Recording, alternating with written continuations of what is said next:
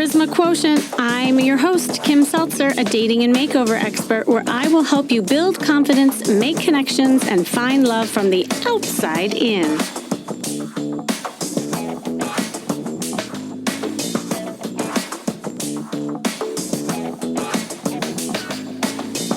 Several days have passed and the person you're dating hasn't responded to your last message or reached out.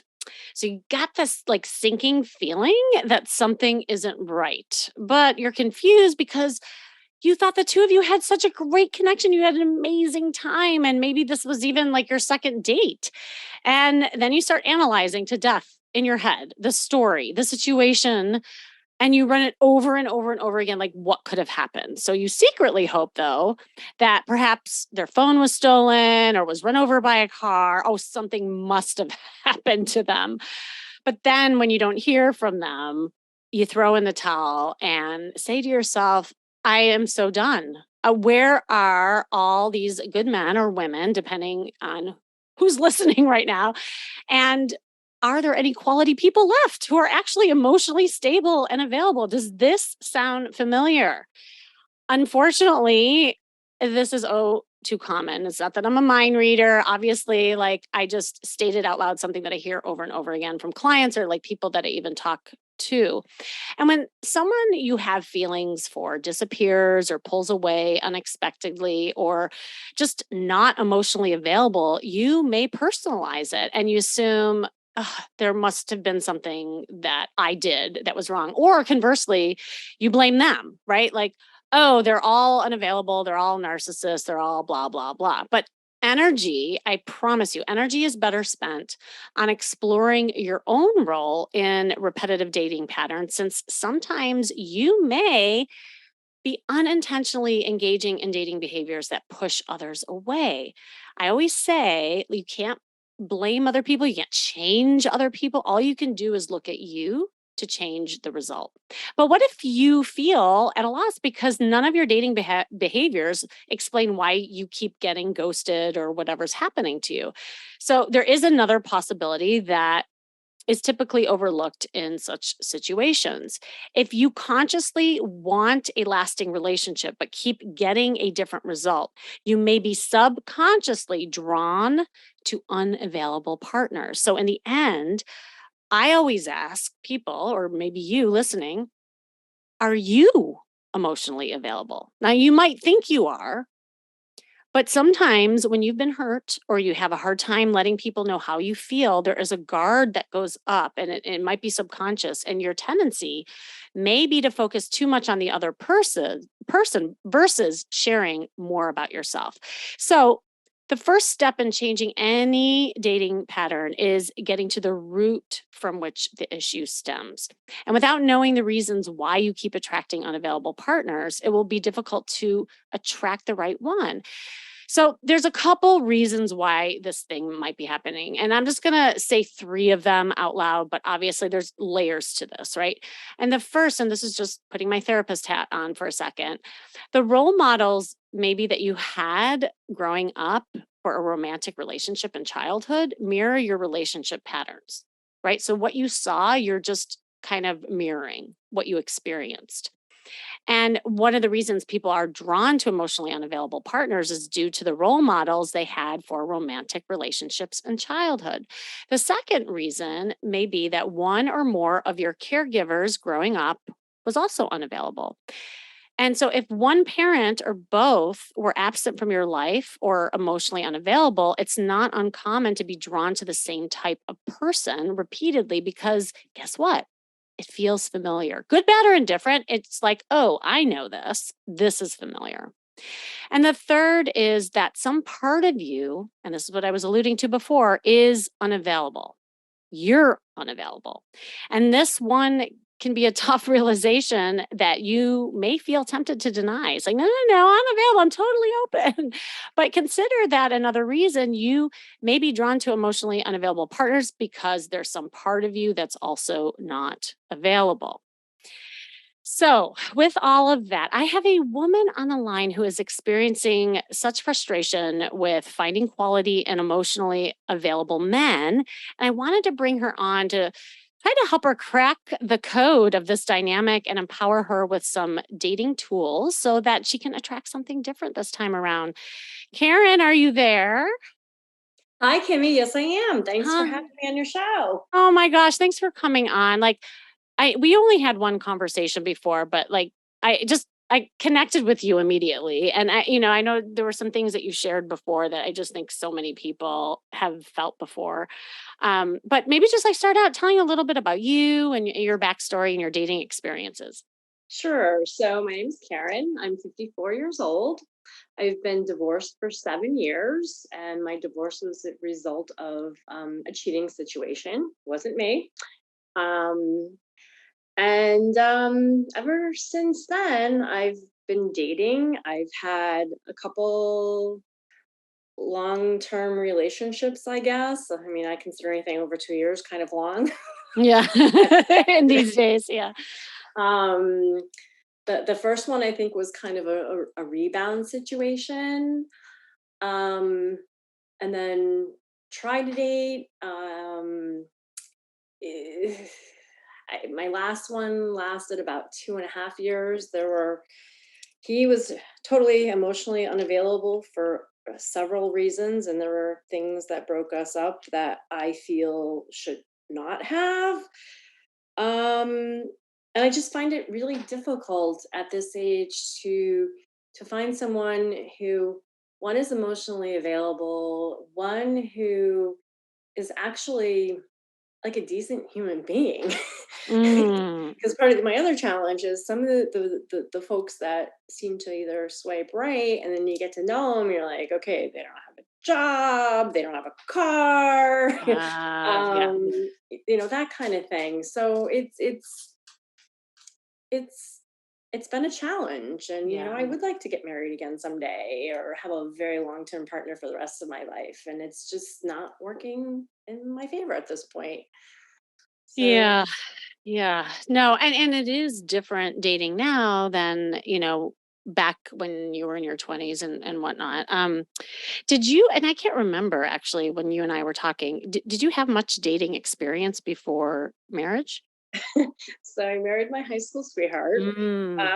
at 24, but we did break up in between, and I did date other people, and I think I look back now and reflect on that, and there were a lot of red flags I should have seen but didn't, Mm. and I chose to ignore. And something that you just said in your introduction about the three things that are a challenge that could be a reason why was Mm. actually your second one. Mm. That there's someone in your childhood who was either unavailable, absent in your life, or emotionally unavailable, and that really hit home because I don't think my parents were there emotionally for me, and Ah. that really resonated. It hit home. So Mm. Yeah. No, I'm glad you mentioned that because I was going to ask if you kind of had a connection with that. And I did. yeah. So how did that play out then? You said they weren't emotionally available. Like in what way? Um, They I just never felt like they were supportive of me, and in my family, boys were the end all be all. Ah. And, the girls were kind of, you know, pushed aside, and, they wouldn't let me go to college because I didn't know what I wanted to do with my life, um, and there's a whole bunch of other examples. I don't want to give too much away. No, 'Cause, no, no, that's okay. Yeah. No, but uh, I mean, what you're describing is, on one hand, it's the semblance of like, well, you don't matter as much as the boys. Like it was just like pushed, you were kind of just had that feeling of being pushed to the side. But I also wonder, how were they with expressing feelings? oh, it was fun. It's funny you should say that because they were very non demonstrative. Mm. There wasn't a lot of hugging and kissing and I love yous and things like Mm. that. Um, Yeah. just another example, like I used to play a sport in high school that you couldn't really watch. It was more like you're at the finish line or at the beginning. And my mother actually said to me once, she said, why would I go? I can't see you. And Ah. I was like, wow, really? And, I have children, and even though my kids participate in sports that I may not be able to see, I broke that pattern and I make sure I'm there for them because I recognize that it's important to be there, um, to support them. And no matter what they do, no matter how much I can participate or not. So that's pretty much how my whole childhood was. Yeah. um, Well, and also, Karen, like this is interesting what you were saying about the affection too, because like with the expression of feelings, you didn't get kind of the warm, fuzzy feelings that, verbally or even like in ways of other types of affection. Was that also true in ways of like conflict or negative feelings? Like did you just not really have the notion or understanding of what people were feeling? So it left you guessing? it was a very negative household. And it Mm. was, my parents were much older when they had me for the time. And it was basically do as I say, not as I do, and speak unless spoken to kind of situation. Very strict Catholic upbringing, seeing the picture here. um, Yes, it was, yes. yeah, it was tough. It was tough. And I guess it took me a long time and a lot of other therapy Mhm. to process this stuff. And I've come to terms with it. But I, Mm. I think that has actually impacted my ability to have a successful relationship. Yeah, no, I mean, that's an amazing connection that you just made right now. Because I was gonna ask you that, like, and how do you think it affects things with your dating life now? And I think that I'm always there. I think I'm always open. I think I'm always honest. I think I'm true to my Mhm. feelings. If I meet somebody and we're not hitting it off right away, I'm like, okay, yeah, I don't think this is gonna work, kind of thing. Yeah. And then there's others who seem like they're there for me, but they never end up being there for me unconditionally. Mm. And that's been my story for the past 7 years. Um, I have I a give, I give, I give, I give, I give, yeah. and I mean in all ways, emotionally, financially, every way you can give, all those different love languages, touch and whatever yours is. It's yeah. So I haven't quite cracked the code yet. Yeah, oh, thanks so much for sharing that, Karen. I know people listening right now are so relating to you because this is something that a lot of people have, and also just what you shared about your family system. So here's like a kind of a almost a deeper question is when you were younger, because feelings weren't expressed and you weren't praised either. Like it just sounds like, like it was like this maybe the little girl Karen, did you find yourself trying to get the attention, trying to do things, trying to be like the good girl just so that like you would have some sort of like praise? Do you remember feeling that? um, to some extent, yes.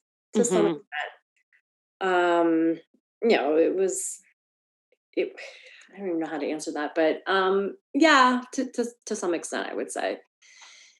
Yeah, Um, cuz it's when you're not getting recognized. That's the word that comes to me or validated. It's almost like the dancing monkey thing, like like, now do you see me? Like if I do this and I'm good and then like now do you see me? Like it's one of those kind of subconscious things. And the reason why I bring that up is that again, it's such a common thing when you haven't learned the language of emotions, what a child ends up doing is that they're left to number one, guess the feelings that are happening, and number two, create a situation where they're trying to get some sort of reaction, right? And so there's a lot of energy around emotions outside yourself because there wasn't a lot of, focus on your own feelings. Does that make sense? it absolutely 100%, 100%. Mm. And it wasn't like I was one of those kids who looked for negative attention because I always tried to be like the perfect child to get the positive attention. That's right. Yes. Um, Now I want to tie something together here. And then we'll move on to what to do about it, right? Because that's where like everybody's like, okay, now what? Um, that's what we're here for. But this is Sure. really important connection for you.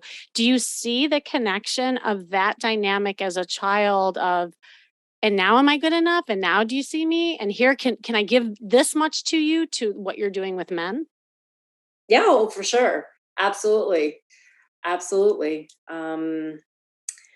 I I tend to attract some interesting characters. Mm-hmm. Mm-hmm.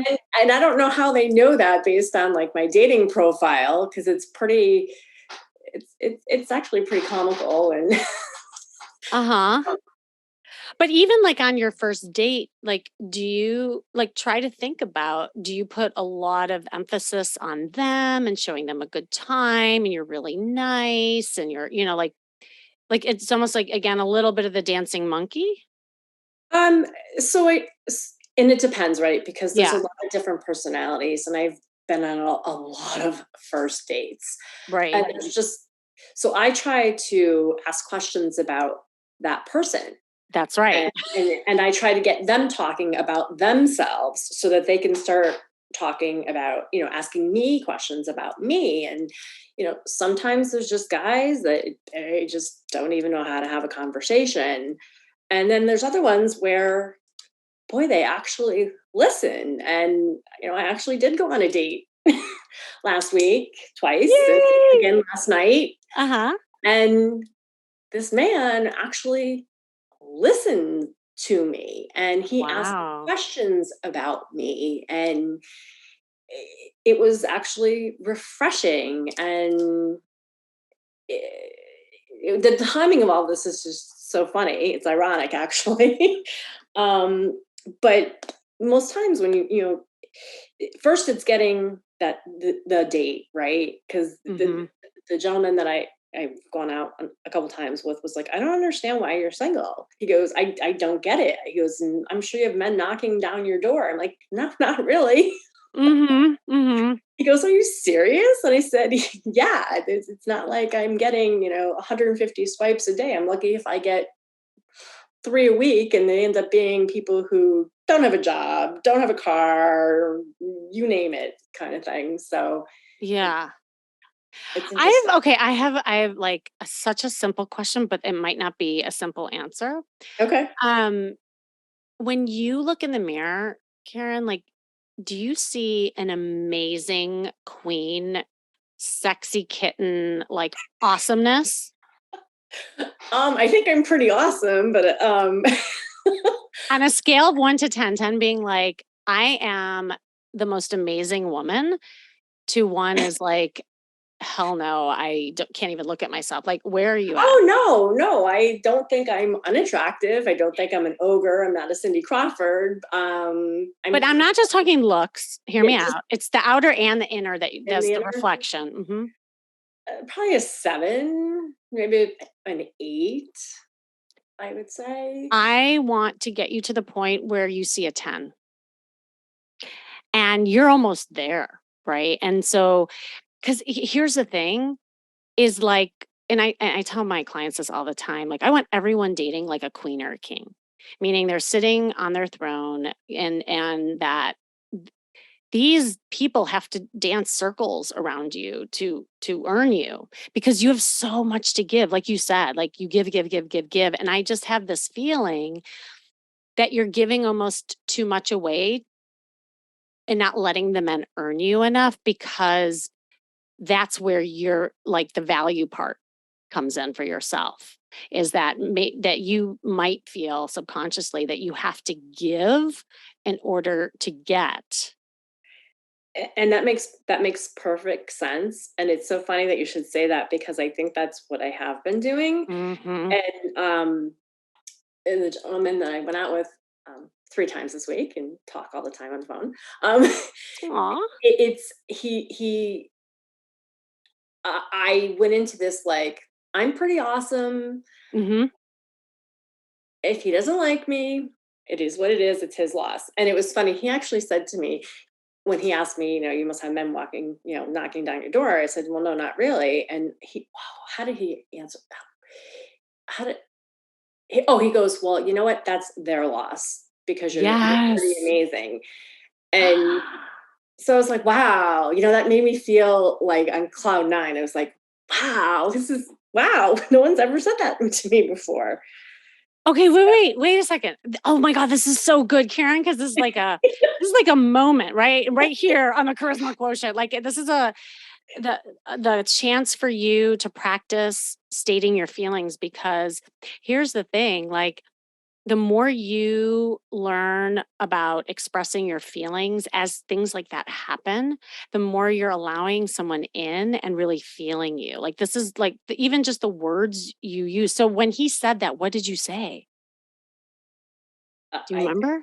I honestly think I was in such a state of shock. Uh-huh. I had to have said something. I think I said, well, thank you very much. I said, you just he seems different than most of the men that I've ever dated. Mhm. Like I feel like he's emotionally available, and he's got a kind of interesting situation that I don't really want to get into, but he said that we'll take this at your pace. He goes, because I think you're worth it. And I was like, wow. Mm.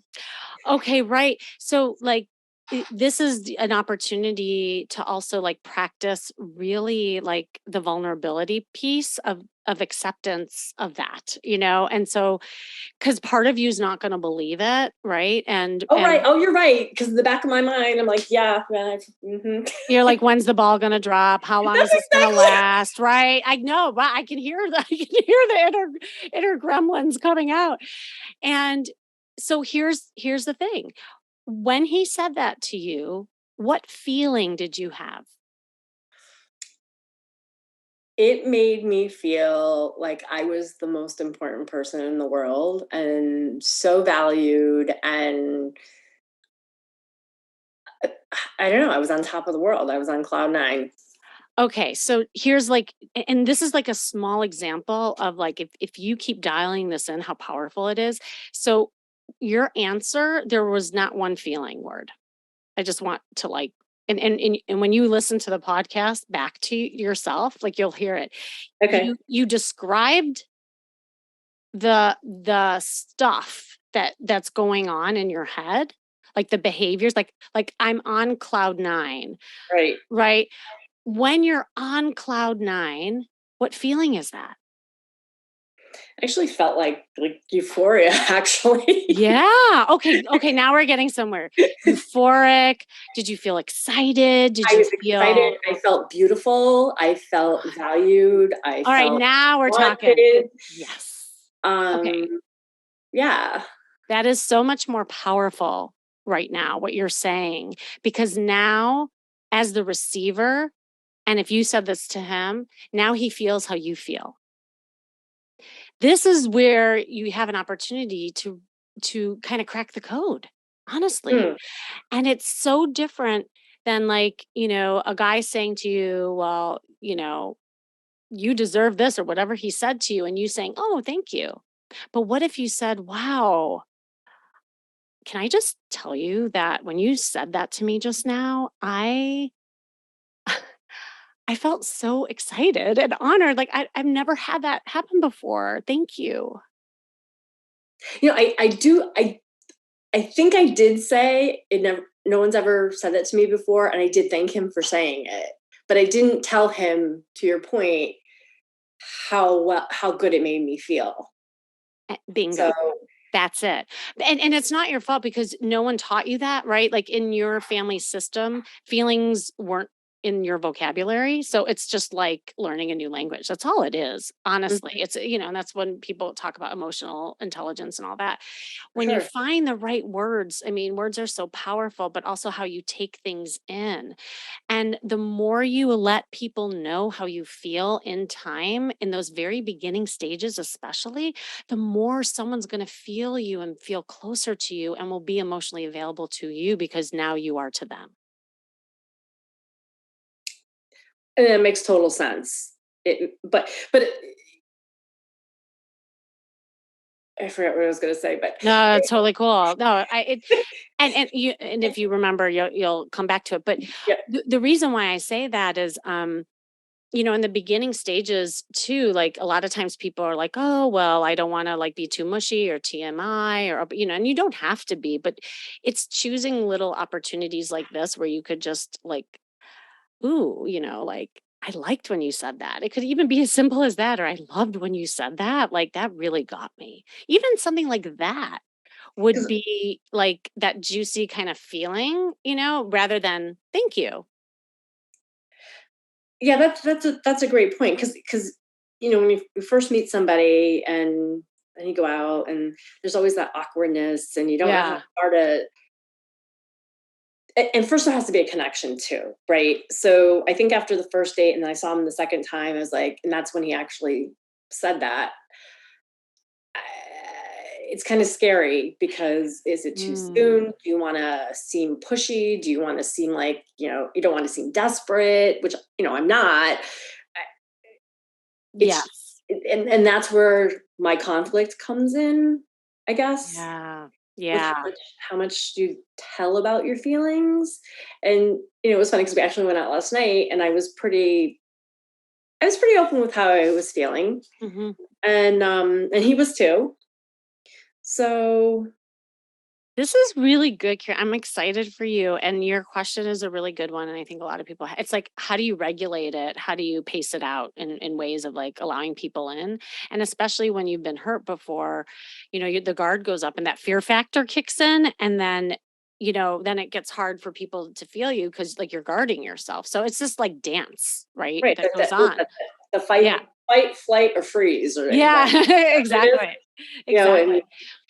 Well, I want to give you some kind of just like tangible, like actionable things that you can do, especially because you're in this situation. So it's awesome. No matter what happens with this guy, I think it's a great opportunity for you to, just kind of break some barriers for yourself.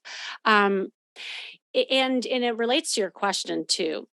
When you are going out on other dates, and first of all, I don't want you locking in with this guy and going all in and forgetting about flirting and having fun with everyone else. Okay. I try that, but Good. I can't get there's nobody else. Like, it's the weirdest thing, right? And that's okay, but, like, keep going online, keep going, right? Um, and maybe if there's no one else, I mean, and that's okay. I'm just saying the mentality should be, don't get, like, so sucked into this yet, okay? Yep, and I Because already set my mind to that. I'm not. great. Awesome. Okay. So with that, like, when you're first getting to know someone, you know how you were saying, when I meet someone for the first time, I like to ask a lot of questions so that I get to know them. And then I'll kind of open up and hoping that they'll share something with me or they'll ask me a question. I want you to actually reverse engineer that for yourself. Instead of asking them questions, I want you to actually enter a situation by sharing a little story about yourself and seeing what happens. Okay. You've been doing so much reacting instead of being more like proactive with the way that you're engaging. And that's from childhood, right? Like, you always had to react to your environment and regulate yourself according to what was happening because you weren't sure. So now the notion is, you don't have to wait for a guy to ask you a question. You're going to insert yourself and tell a fun story, a little tidbit, and see what he does with it. A Mhm. good guy, like this guy possibly, will be all into it, and what a great way to start, because you're starting with yourself, because your default is always to like start with them. I want you to like always now practice starting a conversation by sharing something about you. And it's like it depends on the guy and how outgoing or not they are.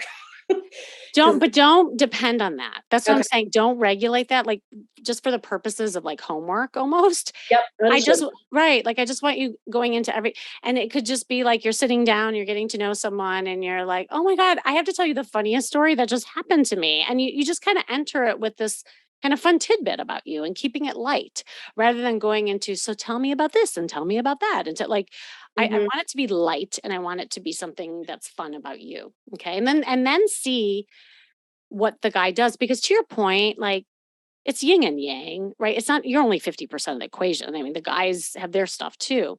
But for you to collect data and understand who is really there for you, I want you to start with you because you're not used to that. And I have done that in the past, and sometimes it just doesn't go anywhere. So next, right? Right. And then that exactly. That's my point. Like, woo, okay, just save myself a ton of time than trying to like make it work and make him feel comfortable. Like, no, like just come in strong and be the queen. Okay. The Hmm. second thing is really like start being aware of the feeling words that you choose and start practicing as you're telling stories, as you're like DMing people to use feeling words. I love this. I'm passionate about this. I'm excited by. Like just kind of like the little exercise we did just now, when you incorporate emotions into the way you talk, people feel you more. Okay, makes sense. And then the third thing, I want you to go to this guy and I want you to actually say what we just practiced to him. Say, the other day when you said this, I have to say, I really love that. Or what, however you want to in your voice, but say Hmm. some kind of feeling around what he was giving you and see what happens from there. Yeah, that's pretty awesome. And I think, honestly, I think he would be very receptive to I that. do too. And how cool, because I think it would open like a portal for the two of you to really like walk through together in ways of like deepening things. So, Yeah, that Karen, would. I mean, oh my God, like I'm so excited for you. I'm really happy for you. I could tell that you're doing the work. I just think that it's time to like just put some strategies into place to just crack this code, and you are going to start seeing a difference in the people you attract and who you're attracted to, by the way. Yeah, that's true too. Right. Because there are patterns, and I see them, and I know what they are. Yeah, yeah. Hey, if we were, yeah, because I always tell people here on the podcast, like sometimes I'll go into people's Bumble accounts or Match accounts, and I say, all right, let me see your DMs, let me see your conversation, and I see what's happening, and sometimes it's just the vetting process as well. But as you get stronger and you start becoming more the queen to your queendom, you'll start recognizing patterns with even the guys that you tend to keep like going after. So, well, Karen, you're awesome. Do you wanna how do you feel? Like any last parting words or questions? Um, I feel hope. Yay! Oh my God, and you said a feeling word. See, you already are doing it. I feel very hopeful. Bam. I'm a hopeful romantic. I'm not going to say hopeless because um, I feel like there is somebody for everybody, and my friends keep telling me that, and I'm not going to give up hope, and we're just going to see how this goes. And these are some great tools to use, and I wrote them all down. Awesome.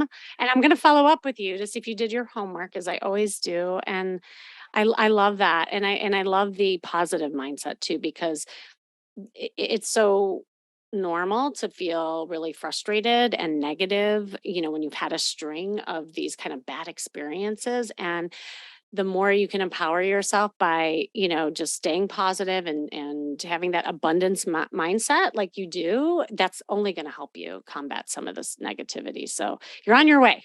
I'm excited. Thanks, Kimmy. I really appreciate it. You are so welcome. All right, stay tuned for now. And thanks for joining me today, you listening. This has been the Charisma Quotient. I'm your host, of course, Kimmy Seltzer. And remember, you can build confidence, make connections, and find love from the outside in.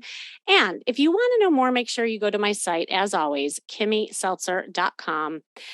And here's the thing, if you're having a hard time finding quality potential partners and don't know where to go or how to be, I have a special announcement. I am now accepting applications to a specially designed experience called Dating Reimagined. Now, this is a program that combines a 6-week live interactive class. It's co ed, and we culminate into a 3-day in person retreat in Arizona. I'm super excited about this. It's an intimate experience, and it's the most action oriented event that I've had and I will be continuing to have. But I hope you join us this time around. And really, I want you to enjoy dating and get support with other singles who are going through the same thing just like you. So if you are tired of figuring out where to go and feel drained and frustrated with the lack of results, then just click the link and you can see that in the show notes. Apply. We'll hop on a call. We'll see if it's right for you. And I'd love to chat with you. So remember, working on you is working on your dating life. That's all for now.